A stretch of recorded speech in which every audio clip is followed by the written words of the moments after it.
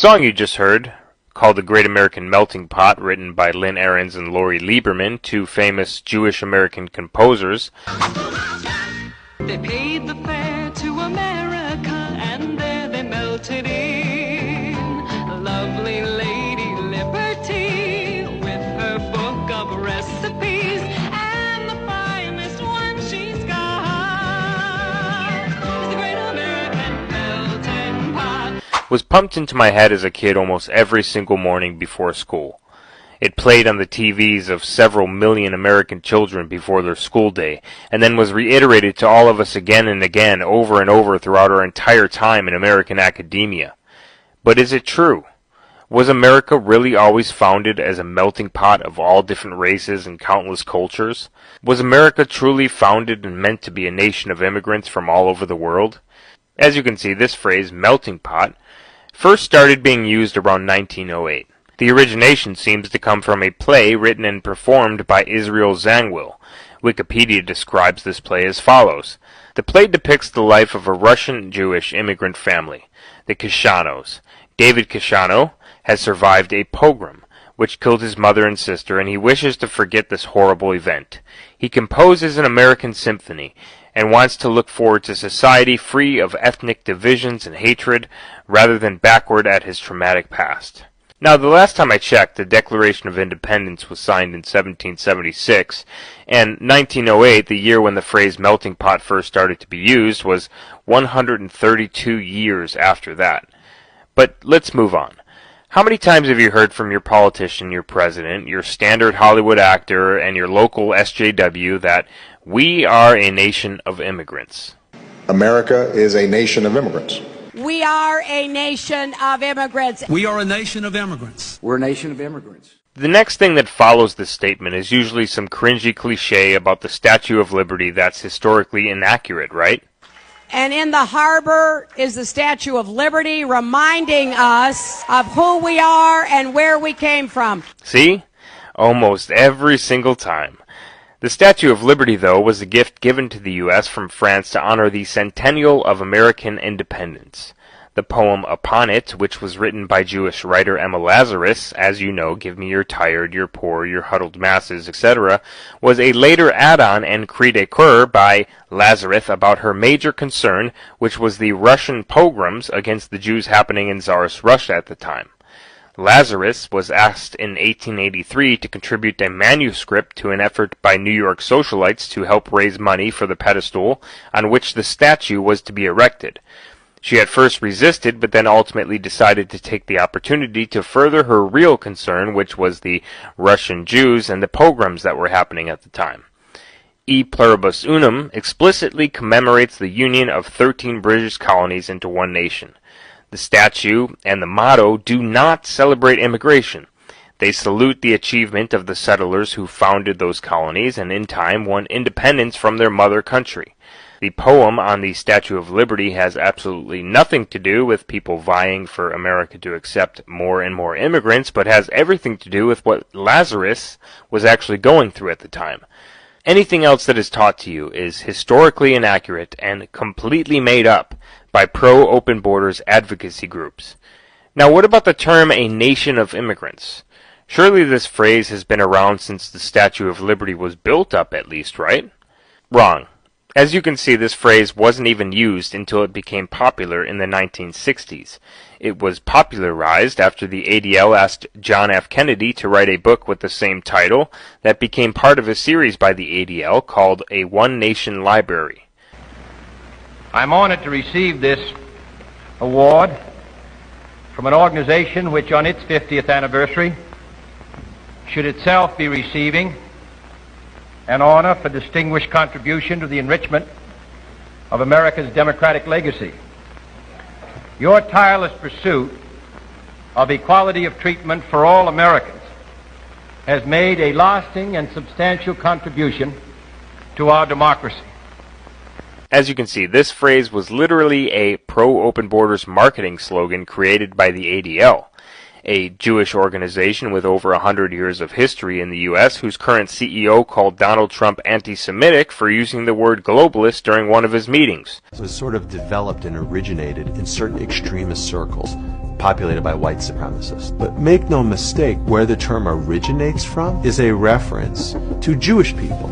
It is not a coincidence that the word globalist is used to refer to Jared Kushner and Gary Cohn and Steve Mnuchin, the most prominent Jewish members of Trump's team of advisors. It is really disturbing when the president or his advisors like Mick Mulvaney or others in the media literally parrot this term, which is rooted in prejudice. No, a president should not use the term globalist. The ADL also gave JFK the award he talked about earlier in that clip after writing his book. Now, this phrase that you constantly hear in your schools, on TV, in movies, and from your politicians came into mass use only 60 years ago. This was also right around the time that America's immigration system was starting to be called racist. This, as you know, eventually led to the U.S. going from a healthy mix of mostly Western-style European immigrants in 1950 to a massive increase in immigration, which is now pretty much only coming from Mexico. There was a feeling in Congress that that same notion of ending discrimination should also be applied to U.S. immigration policy. Up until 1965, U.S. immigration policy was heavily biased in favor of Europeans. So what exactly changed? What law was passed that the American people had no say in?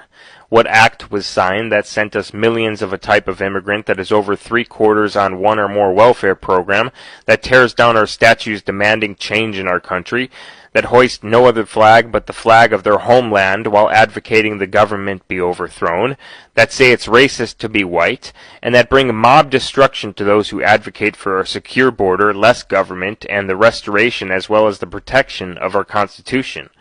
Well, in comes Emanuel Celler, one of the main creators and the driving hammer on the nail that is the Hart-Celler Act of 1965. Who is he? Well, his biography describes him as a Jewish-American congressman who died of pneumonia in 1981. It goes on to talk about his major role in pushing for the legislation that eventually was successful in changing what they called back then the unjust immigration policy of America, which even as recently as 1960 had strict caps of immigration coming from south of our border. Within his bio, he is quoted in saying, "Yes, I fought against the unjust restriction of immigration." But who is the face of this bill exactly? Who would be the one to get it through the Senate after Celler crafted it? Well, remember the guy who kicked off the slogan, "A Nation of Immigrants" for the ADL? Well, his flesh and blood and brother Ted Kennedy was tapped for this job. After the bill was signed into law, Ted Kennedy, the literal lady killer himself, trotted out on stage and promised the following about this bill. Out of deference to the critics, I want to comment on what the bill will not do. First, our cities will not be flooded with 1 million immigrants annually. Under the proposed bill, the present level of immigration remains exactly the same. Secondly, the ethnic mix of this country will not be upset. Contrary to the charges in some quarters, this bill will not inundate America with any immigrant from any one country or area, or the most populated and economically deprived nations of Africa and Asia. In the final analysis, the ethnic pattern of immigration under the proposed measure is not expected to change as sharply as the critics seem to think. Thirdly, the bill will not permit the entry of subversive persons, criminals, illiterates, or those with contagious diseases or serious mental illnesses. As I noted a moment ago, no immigrant visa will be issued to a person who is likely to become a public charge. Zero on the food stamp and $4 in child support. That's what I got. Yet the 50-year-old single mother who entered the U.S. by swimming across the Rio Grande has government-funded housing, medication, and $700 a month in Social Security. Obviously, that entire statement was a complete 100% lie as we know today. But then, after he lied on stage, another Kennedy, Robert Kennedy, was trotted out on stage as well and promised the following about the bill. In fact, he says, the distribution of limited quota immigration can have no significant effect on the ethnic balance of the United States. Total quota immigration is now 156,782. Under the proposed bill, it would rise slightly to only 164,482. Obviously, this is way, way off. But before the 1965 Hart-Celler Act, our immigration and naturalization laws were a lot more similar to immigration acts that were outlined by the founders and forefathers of America. Nationality acts like the Naturalization Act of 1790, which stated that should any alien wish to become naturalized in America, they would first have to be a free white person of good moral character that has resided in the country for at least 2 years. This was specifically written in the bill. Throughout the years, of course, this was amended several times, including in 1795, where they even made it harder to become a naturalized citizen, extending the minimum of 2 years residing in the country to 5 years in the country. Then in 1798, making it at least 14 years, and allowing the children of naturalized citizens to obtain birthright citizenship. All of which still kept the free white person of good moral character statement in the first lines of the bills. This Immigration and Naturalization Law of 1798 stayed exactly the same all the way up until 5 years after the American Civil War, when it was changed again in 1870 to allow freed black slaves to become citizens of America. From 1870 to 1924, immigration and naturalization pretty much remained exactly the same. As America was growing and only had around 50 to 90 million people in population, infrastructure needed to be built, and thus immigrants from Ireland, Italy, Britain, and the Scandinavian countries started to flow in. Contrary to what you're taught in your schools, as you can see, slaves did not build this country, its infrastructure, its canals, its bridges, or its skyscrapers. The Irish and Italians mostly did. But I digress. This all changed in 1920 when President Warren G. Harding signed the Emergency Quota Act into law in 1921. According to the new law, annual immigration from any country cannot exceed 3% of the total number of U.S. immigrants from that same country, as recorded in the U.S. Census of 1910. Then, the Immigration Act of 1924 went even further, limiting total annual immigration to 165,000 and fixing quotas of immigrants from specific countries. For instance, the act, which some know as the Johnson-Reed Act, completely banned immigration of Eastern European Jews. This was due to the recent Russian Revolution of 1917, which was started by Leon Trotsky, aka Leon Bronstein, and Vladimir Lenin, who were both Eastern European Jews. It was meant to keep subversives like them out of the country, along with anyone who followed the ideology of Karl Marx, who was also a European Jew. This act, of course, was only opposed by Emanuel Celler, who, as you know now, would change this all and immigration altogether as we know it later on. Imagine my shock. But before Celler got his subversive, disgusting hands on our immigration system, yet another immigration act would pass. This act passed in 1952. It's known as the McCarran-Walter Act. The law was hailed by supporters as a necessary step to preventing communist subversion in the United States, while opponents decried the legislation, of course, as being xenophobic and discriminatory. The act, opposed by Emanuel Celler, kept the quotas the same, and immigrants from Great Britain, Ireland, and Germany were allotted 2/3 of the total 154,000 spots available each year. However, the act did specifically remove previously established barriers that had acted to exclude immigrants from nations such as Japan and China. These countries were now assigned a very small portion of the annual quota. But still, as you can see, keeping our immigration coming mostly from First World Europe, where immigrants had an easier time of assimilation. It banned admission to anyone declared a subversive by the Attorney General, and indicated that members of communist and communist front organizations were subject to deportation.